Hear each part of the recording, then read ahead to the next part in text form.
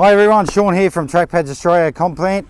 So just a little bit of a DIY measuring guide for your rubber mounts, buffer mounts, rubber buffers, whichever way you want to call it, that terminology.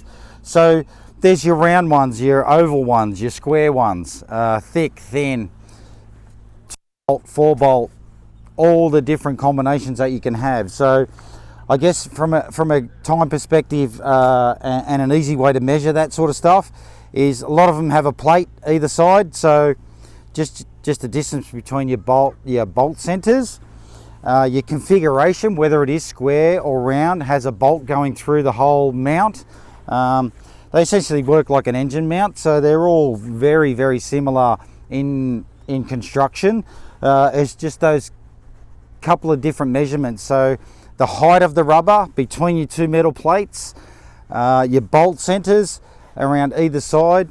Sometimes it's a diameter of the bolts that, depending on the machine, will have a different sized mounting bolt, and that's pretty much a basic idea of what you. The more information, obviously, that you can give us, the better it is for us to fulfill your requirements for what you exactly need.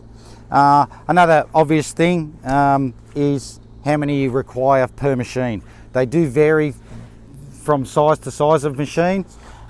If not, give us a call at Spare Parts 1300 166 166. We're happy to walk you through it and look after everything so you keep your machine working.